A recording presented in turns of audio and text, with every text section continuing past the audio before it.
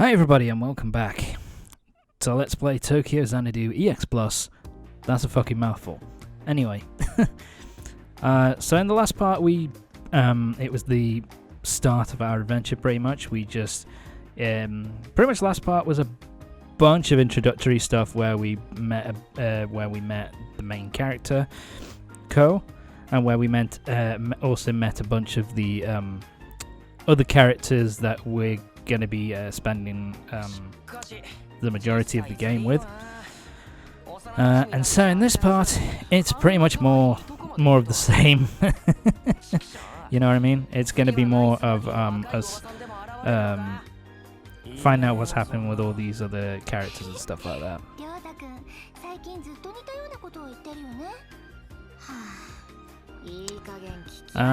So yeah, I will say that I do really like this kind of scene here because it kind of shows how close these guys are, and I like the idea of. Sorry, I just like the idea of them showing that they just like kind of ordinary teenagers, if you like, just talking a load of bollocks and just having fun with each other. Yeah, I love this. I love this. How apparently Ryota hit on June in their first year because he thought that he was a girl. I absolutely love that. It kind of sets up Ryota's character pretty fucking well. That he's a bit of a wants to be a kind of playboy, but he's just a bit of a a dumbass. But yeah, to be fair, Ryota is a really fun character in this game. I do really like him.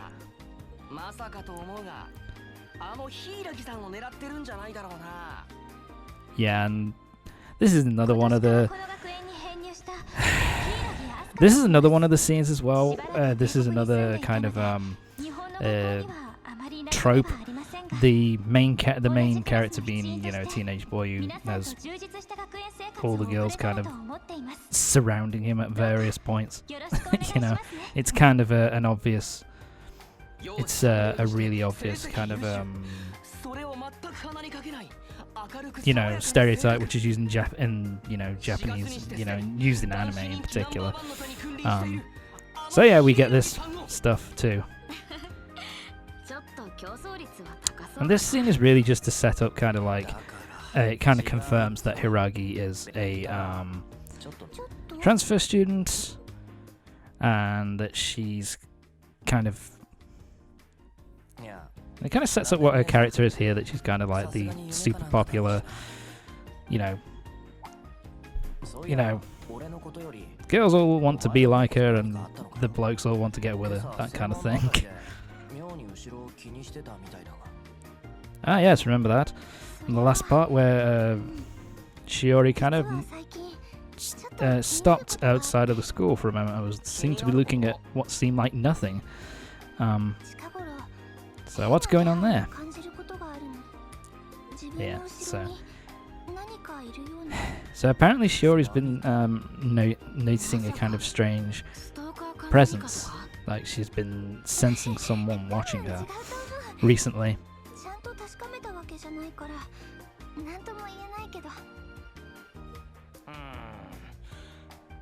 So yeah, that was kind of why she had a bit of a double take earlier on.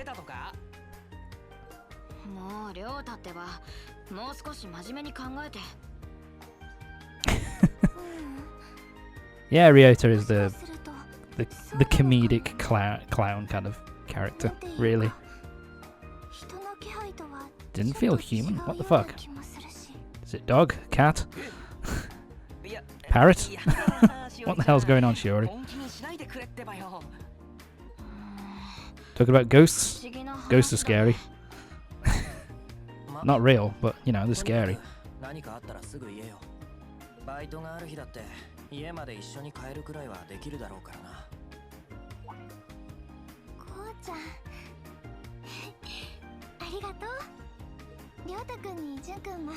Ah, yes, and of course, you know, Ko's the you know, the nice guy, trying to do any, you know, trying to help his childhood friend out. After school. And this kind of this happens at the end of every single school day, where we have Hiragi kind of do the honors at the end of the day to send everybody off home.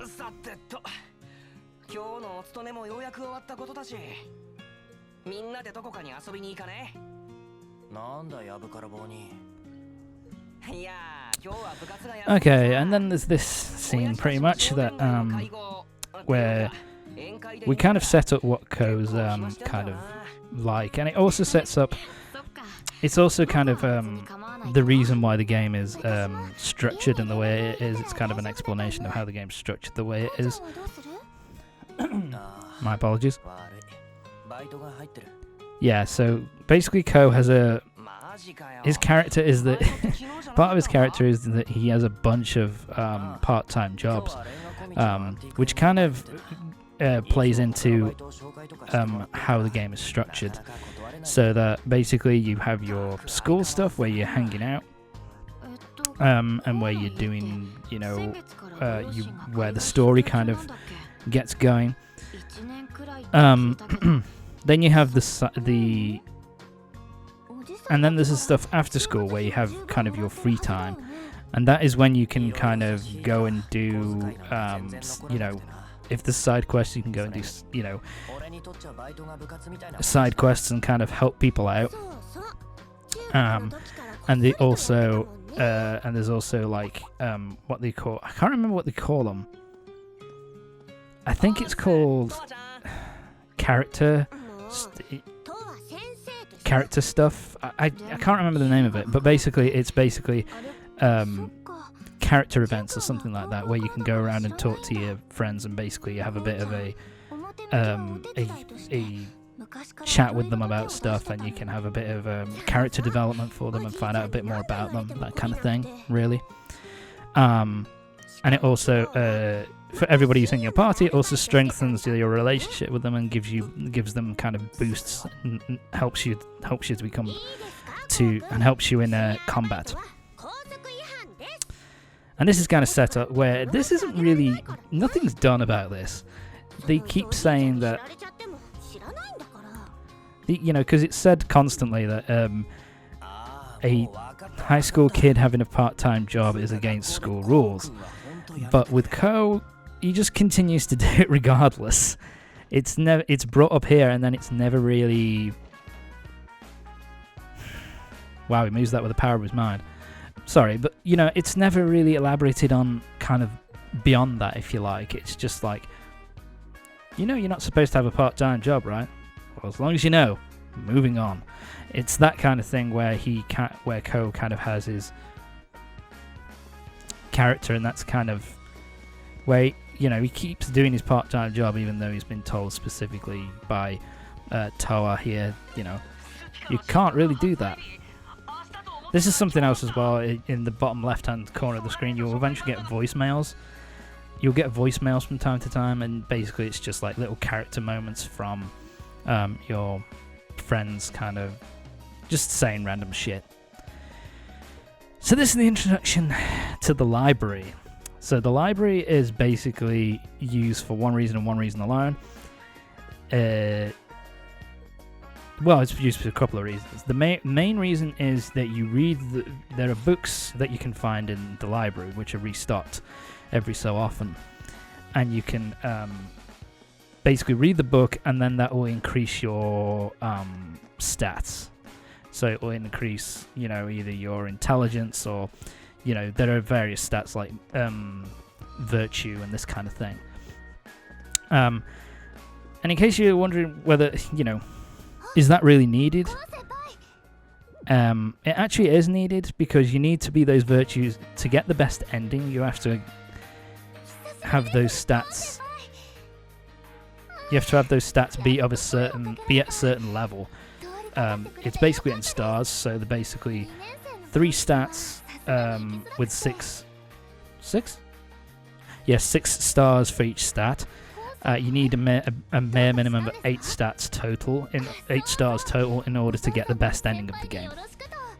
So, yeah, the library is mainly for that, but you also find some side quests in there later on in the game.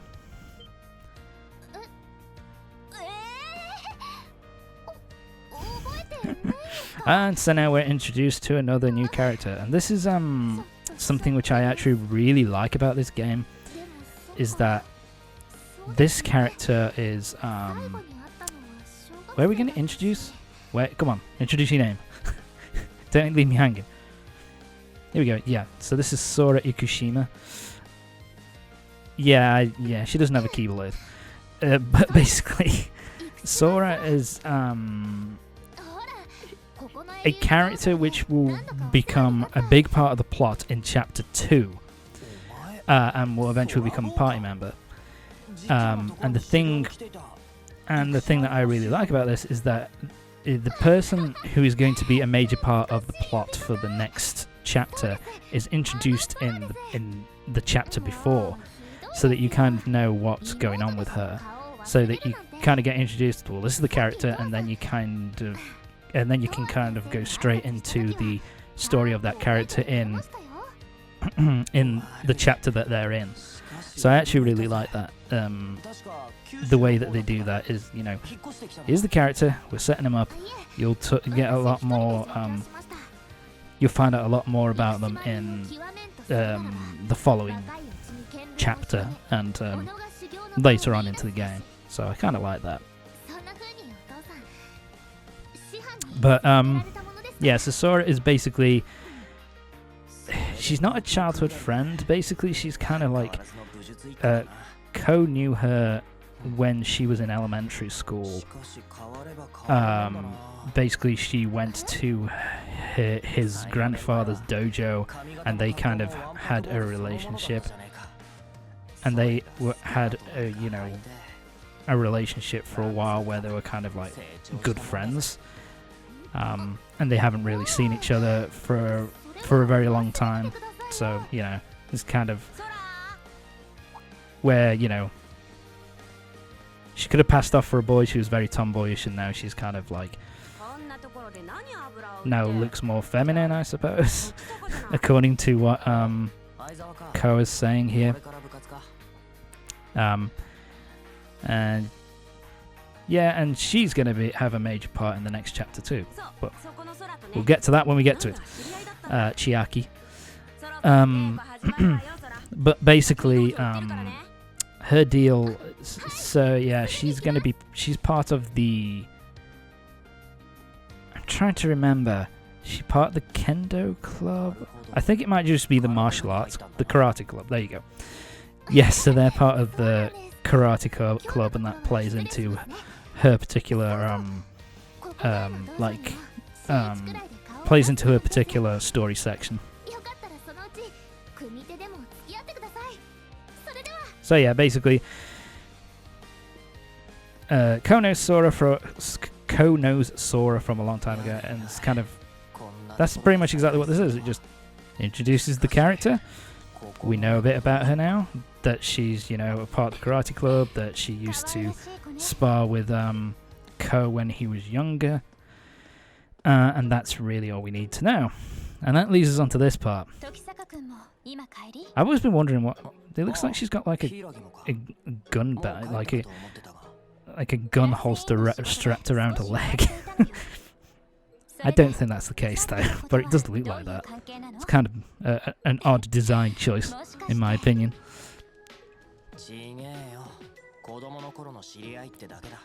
So when I knew when I was a kid. Why, Hiragi? Are you maybe jealous? Maybe want me all to yourself?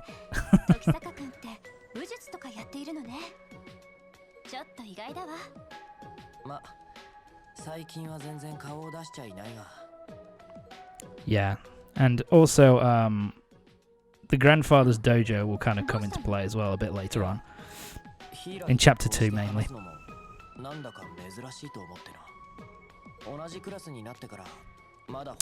And this thing here with Hiragi, I think this is pretty much just her coming over to, I think she basically talks to him to kind of get a feeling of whether, because in the first episode, in the last video,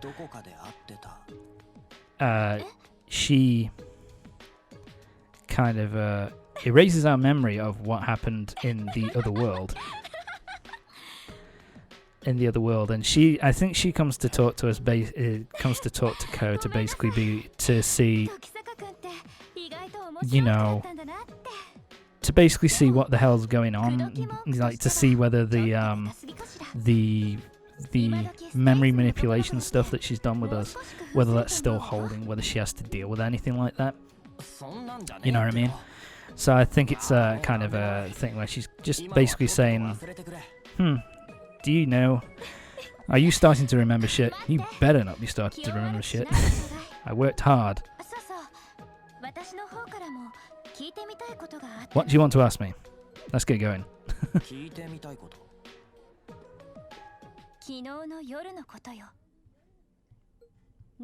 Oh, she's going to ask us about that. Yeah, I think this is pretty much her just trying to find out. Do you remember where you were last night? I think she's just trying to make sure that the thing is holding. Yeah, and Ko is starting to remember what happened.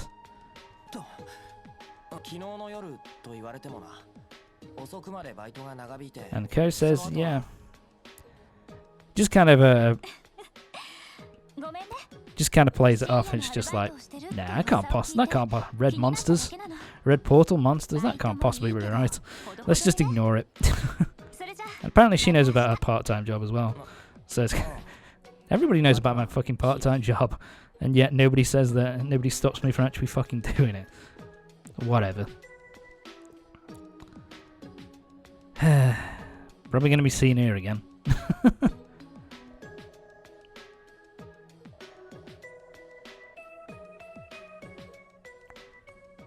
So yeah, and this is pretty much the do the introduction, the movement menu. So yeah, you can go to. This allows you to quick travel to any part of the school, but it also allows you to quick travel to other areas of the world. And basically, once school's over, and you have the option now of basically wandering around the world, kind of finding, you know, just exploring, talking to people, doing side quests, that kind of thing. Or you can just go to Ko's part-time job immediately and just continuing the story straight up. So yeah, this is the main kind of shopping area, if you like, where books you can find. You can buy books from the Orion store, and basically, I thought you could buy it. You can't. Second playthrough, I've already owned it. Basically, you can go to the bookstore and you can buy books, and that they will basically increase your stats and teach you new abilities. Like there's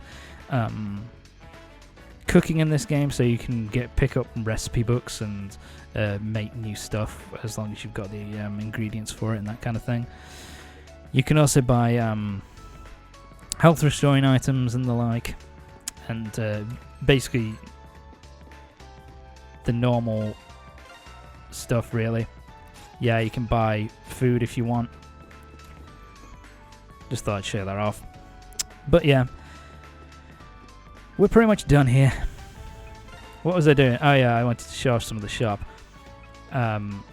These are accessories, so to improve your stats and, you know, like defense and attack and whatever else.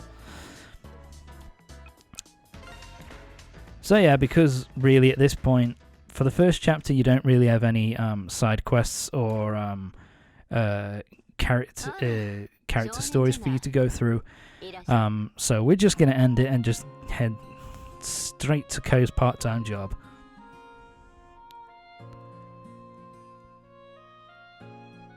And yeah, Ko has a lot of part-time jobs, as you'll find out as the game goes on. Yukino, no last name. Basically, she has a major...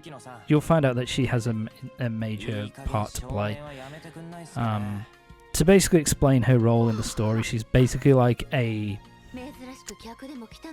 Early on, she's just basically...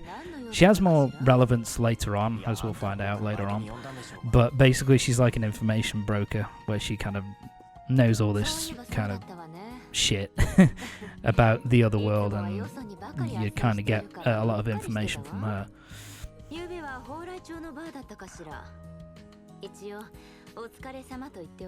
And yeah, she's kind of also the one who basically sends us on all our part-time jobs, so she kind of ships us out all over the place to, you know, so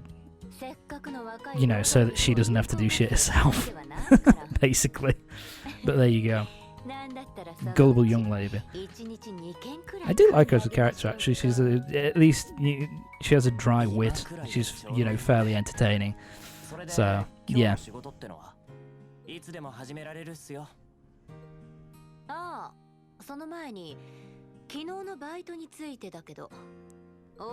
she wants to ask us about yesterday. So we were supposed to report to her as soon as we finished the job.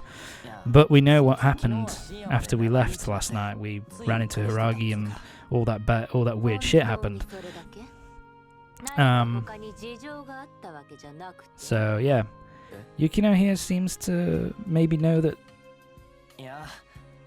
Seem to be suggesting that maybe something else was up.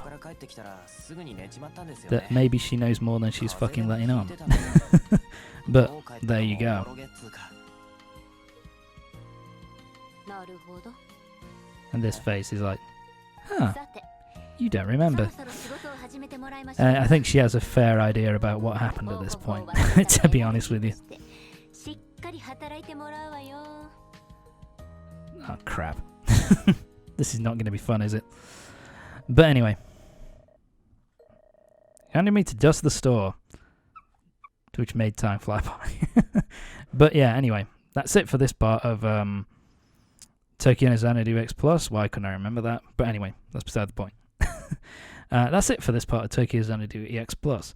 The next part, we're basically going to be doing our part-time work, and I guarantee in the next part we are actually going to do some stuff in the dungeon. So join me next time for the next part of Tokyo Xanadu EX Plus, where we'll actually be doing some fights. Anyway, see you next time.